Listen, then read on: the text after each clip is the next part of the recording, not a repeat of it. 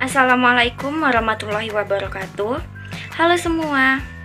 Perkenalkan, saya Devi Sunita Mutia Asmara dengan NIM 0304202131 dari kelas TB IMA semester 2 Universitas Islam Negeri Sumatera Utara. Nah, di kesempatan kali ini saya akan membawa materi tentang diksi. Oke, untuk mempersingkat waktu, mari kita mulai.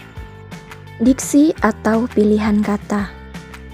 Baiklah, jadi subtopik dari materi ini yang pertama adalah definisi diksi, kedua fungsi diksi, ketiga syarat-syarat diksi, keempat cakupan diksi, dan yang terakhir adalah memilih diksi. Definisi diksi. Apa itu diksi? Nah, berdasarkan Kamus Besar Bahasa Indonesia, diksi adalah pilihan kata yang tepat dan selaras dalam penggunaannya untuk mengungkapkan ide atau gagasan sehingga diperoleh efek-efek tertentu seperti yang diharapkan. Ada juga pengertian menurut Siswono, di mana diksi itu adalah pilihan kata terhadap bahasa-bahasa yang dikuasai oleh penutur. Jadi, dapat disimpulkan bahwa diksi itu merupakan hasil dari memilih kata yang tepat dan digunakan oleh penulis atau pembicara untuk menyampaikan sesuatu dalam situasi tertentu. Kemudian, fungsi diksi. Diksi memiliki fungsi sebagai berikut. Yang pertama yaitu melambangkan gagasan yang diekspresikan secara verbal. Maksudnya di sini adalah ketika kita berbicara menggunakan diksi yang baik dan benar, kita dapat mengekspresikan secara langsung gagasan yang kita berikan. Contohnya seperti ini. Diam, tutup mulutmu, jangan berisik. Ketiga kata ini mempunyai ekspresi yang berbeda. Jika diam, seperti contoh, "Hei diam" atau "Hei tutup mulutmu" atau "Hei jangan berisik". Nah, ketiga kata ini mempunyai ekspresi yang sangat berbeda-beda. Jadi seperti itu gambarannya. Fungsi yang kedua, membentuk gaya ekspresi gagasan yang tepat. Artinya, diksi tersebut digunakan secara formalkah atau non-formal.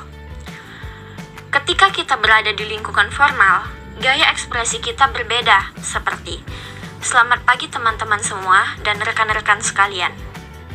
Sedangkan, jika di lingkungan non-formal, ekspresi kita juga berbeda, bahkan santai-santai aja. Kemudian, fungsi yang ketiga, yaitu menciptakan komunikasi yang baik dan benar. Ya, karena diksi yang baik dan benar, tepat dan sesuai dengan kondisi yang kita sampaikan, akan menciptakan komunikasi yang baik dan benar. Yang keempat, memiliki fungsi sebagai mencegah perbedaan penafsiran. Tentu kita salah dalam memilih diksi yang baik, salah juga dalam menyesuaikan konteks keadaan. Jadi perbedaan penafsiran itu terjadi, pastinya orang akan beranggapan berbeda dengan apa yang ingin kita sampaikan.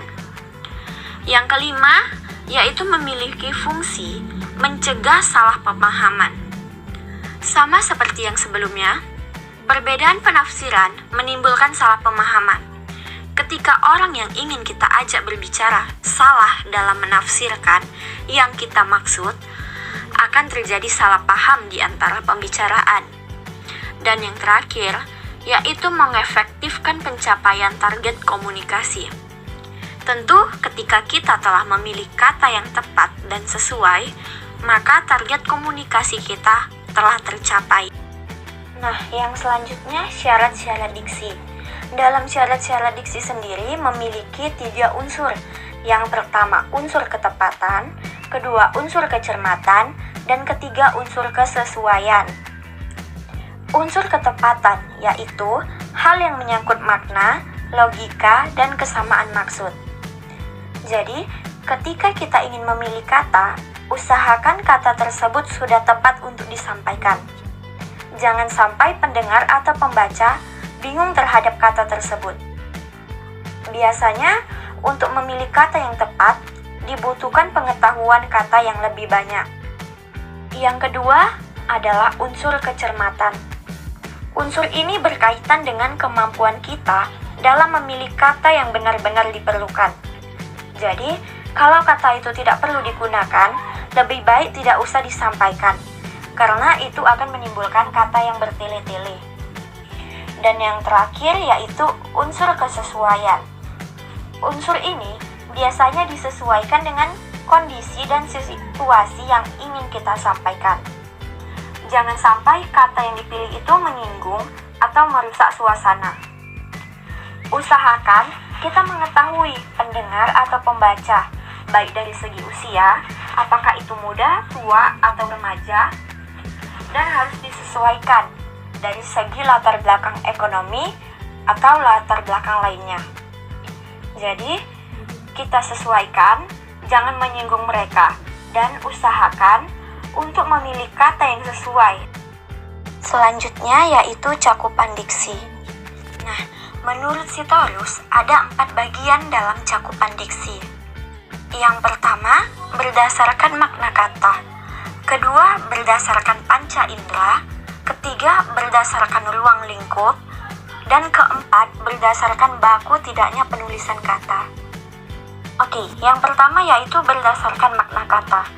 Ada 8 makna kata, di antaranya denotasi, konotasi, sinonim, antonim, homonim, homofon, homograf, dan hiponim. Yang pertama yaitu denotasi.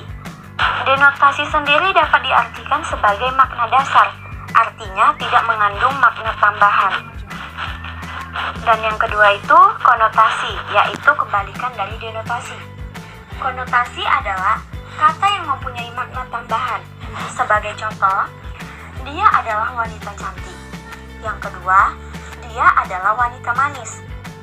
Dia adalah wanita cantik mengandung makna denotatif karena cantik di sini memiliki makna dasar, tidak mengandung nilai tambahan. Sedangkan di contoh yang kedua, dia adalah wanita manis mengandung makna konotatif karena manis di sini mengandung makna tambahan. Ketiga yaitu sinonim. Intinya adalah persamaan kata. Contohnya agung, besar, raya, atau mati, wafat, meninggal. Dan kebalikannya yaitu antonim, yang artinya lawan kata. Contohnya besar kecil, tinggi rendah, dan lemah kuat. Yang kelima yaitu homonim. Secara etimologi, homonim berasal dari bahasa Yunani kuno.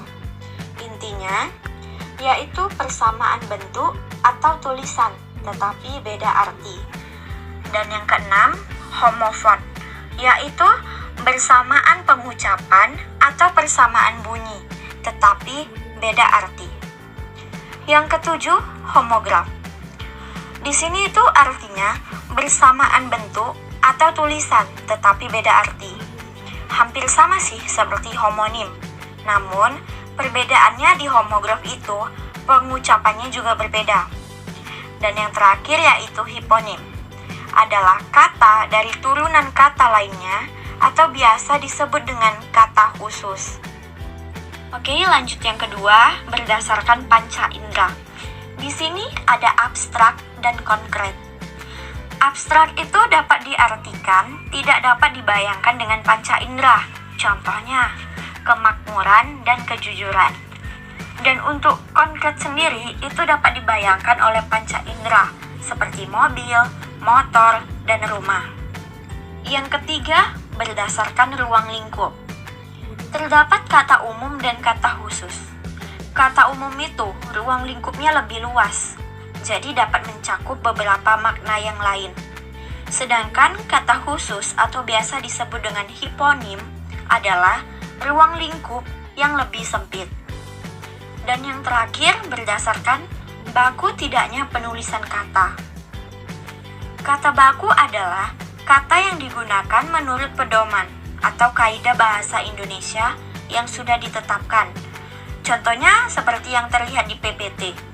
bisa dibaca, penulisan kata yang baku dan tidak bakunya. Kemudian yaitu memilih diksi. Dalam memilih diksi, ada 4 hal yang perlu diperhatikan. Yang pertama, mengetahui arti dari kata yang akan digunakan. Jadi, kita harus tahu benar arti dari kata tersebut. Yang kedua, memahami nuansa makna. Kita harus perhatikan kepada siapa kita berbicara, orang tua atau muda. Yang ketiga, memahami situasi dan kondisi. Apakah bersifat formal atau apakah bersifat non-formal. Itu kita harus perhatikan dalam memilih diksi. Dan yang keempat, memahami perbendaharaan kosakata. Di sini kita juga harus paham tentang kosakata yang ingin kita sampaikan. Sekian penjelasan dari saya. Semoga ilmu ini bermanfaat untuk kita semua. Saya memohon maaf jika terdapat kesalahan kata dan pengucapan. Saya ucapkan terima kasih. Assalamualaikum warahmatullahi wabarakatuh.